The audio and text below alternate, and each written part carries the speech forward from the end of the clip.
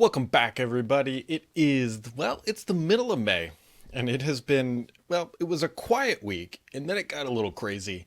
And as always, you can find the timestamps in the description down below if you want to jump around, or you can hang out for the entire time. It is up to you. Choose your own adventure.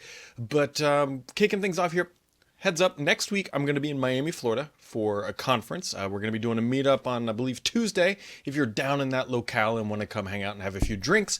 And if you're not there, then we will be at Shift Happens in June, which is taking place in Washington, D.C. That is happening in the middle of June. You can also find that link in the description below, where we will also be doing meetups. You can actually attend the conference if you want. I've got some free passes and all that good stuff.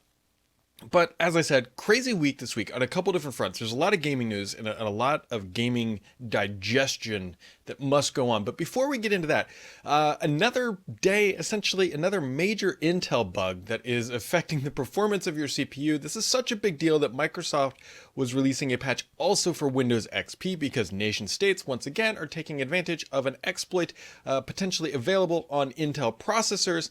And so, yeah. You're going to be getting a patch, and it's going to be doing some stuff to your processor, and it's going to be basically lowering the performance in some instances for some people, and it's not across the board, but it is, once again, Intel dropping the ball on some little speculation and some other stuff. I'm not a major security guru. Just know that you're going to be getting a patch if you haven't gotten it already, and yeah, so make sure you install that stuff, although candidly, most people listening to this probably aren't a target of this type of stuff, but if you retain sensitive data on a server, you very well could be.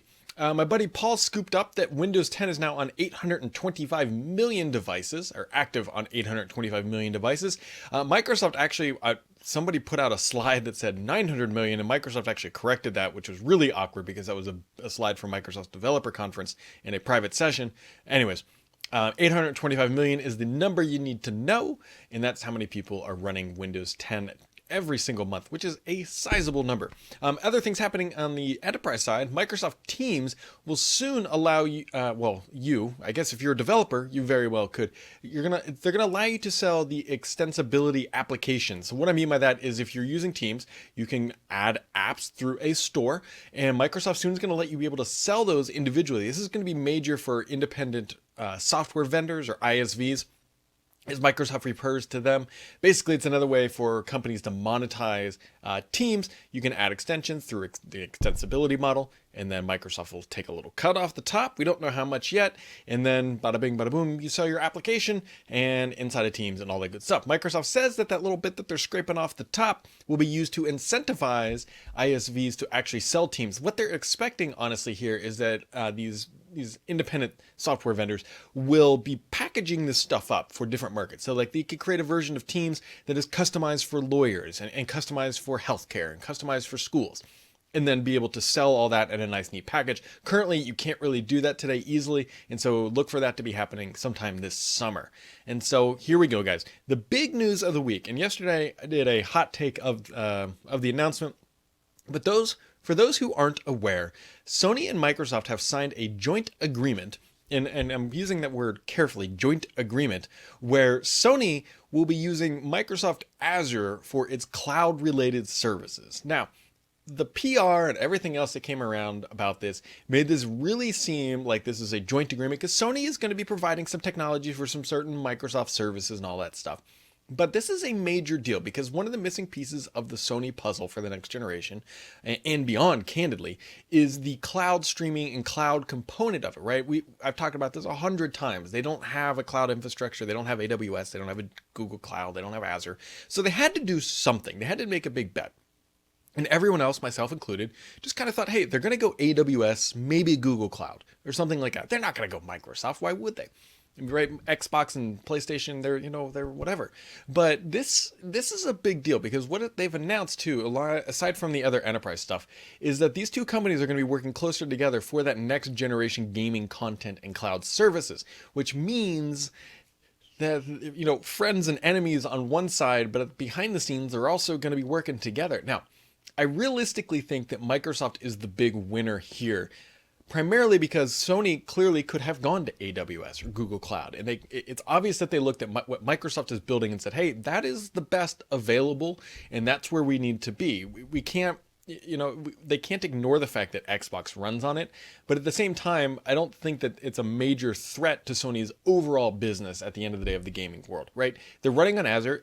As long as they're building a good quality service, they already have, 100 million PlayStations sold. That is not going to slow down because they're now using Azure, especially if they have a good service.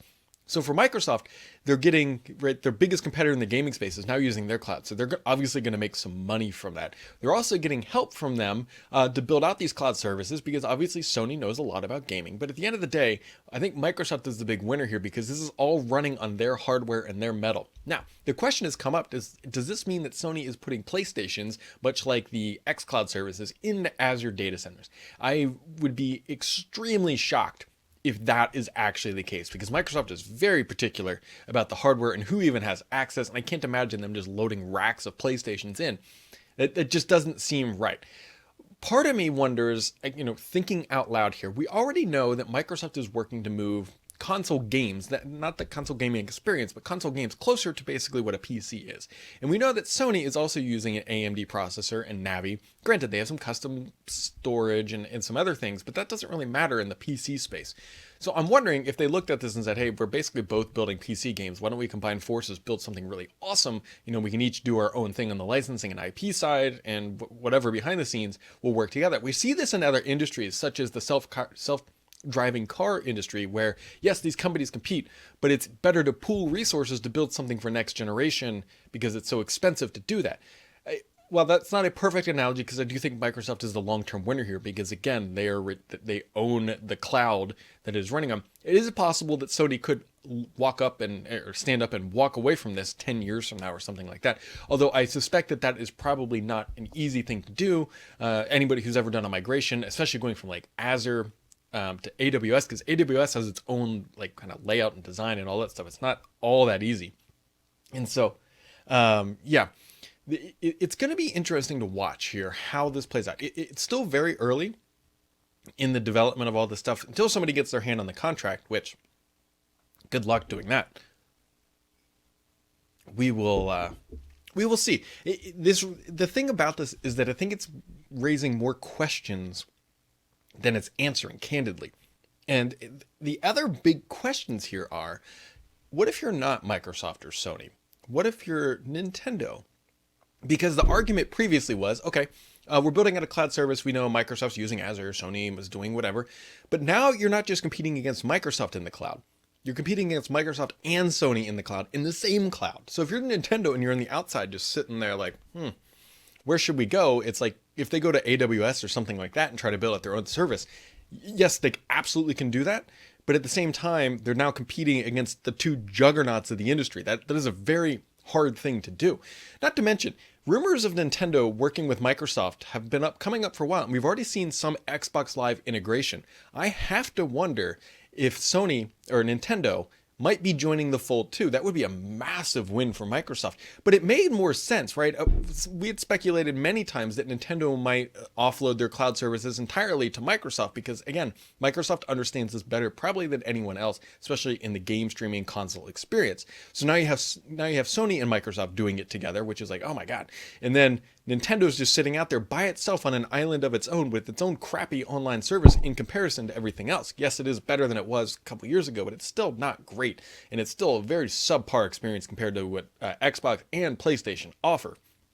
So the question becomes, when does Sony, I keep saying that, when does Nintendo join? But then it raises the question even higher. What about EA, right? EA has its own store and it's announced its own streaming service. Keep in mind, guys, that Microsoft's cloud streaming service is a white label product at the end of the day. Microsoft will very happily package this thing up and let other companies use it because, again, Microsoft makes money in the enterprise, and that is how you make money in the enterprise. So what about EA? Would they be joining this too? Is this the beginning of a consortium of companies who are all banding together to build a better streaming service? We don't know yet, but this very well could be the start of something much, much bigger. And we're going to have to wait and see this one out. I honestly think the biggest loser in all of this is actually Google, because Google has Stadia, and I clearly have to think that they were courting Sony. very much probably in the same way Microsoft was too, once they learned that, hey, they're looking to outsource some of this stuff. But now Stadia is over there competing against Sony and Microsoft. That's tough. That is tough. And so now all these other companies are looking at it going, do we want to fight Microsoft and Sony, or do we want to see if we can get in on that action and make our lives easier? This is a significant announcement and a major win for Microsoft from a cloud business and enterprise perspective, also from the ability to keep building out its cloud services. Got to remember, its streaming services now are incentivized by the two major cloud platforms, Sony, or the PlayStation, and the Xbox.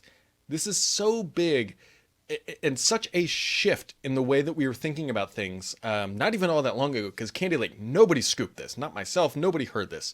And if you did hear it, if somebody came to you last week and said, hey, Sony is going to start using Azure, everyone would have been like, yeah, what are you smoking, and give me some, please, because that is crazy. But here we are, the two big juggernauts joining forces. And I have to wonder, too, how is... There's a lot of talk saying like, oh, now all the PlayStation exclusives are going to be on Xbox. That is not the case, right? Both of these companies survive or make a living off of their intellectual property, right? The Halos of the world, the Metal Gear Solid, right? The first party IP. And that is not going to change. And I don't think that's going to change in any capacity, because that would be the death blow to Sony. And that is not happening. I would be shocked to see if all PlayStation exclusives suddenly showed up on Xbox. That would be you're not going to see Halo on PlayStation. That, again, would be crazy, although we never really thought Sony would be using Azure. But at the same time, their infrastructures are not all that different, right? They're both built on, we've talked about that. The underlying components are relatively similar. So it's just a dynamic shift in the way we're thinking about the future of gaming. And it should get everybody excited. I know there's going to be a lot of Sony fanboys and Microsoft fanboys fighting it out, saying you're running on our cloud or whatever. The thing that matters is that this is good for gamers, at least on the surface. It looks like the two big companies are coming together to join forces to make a better streaming experience, which is a good thing for everybody who likes games. So I'll be curious to see how this one shakes out. Nintendo, what are you guys doing? Give me a call. Let me know.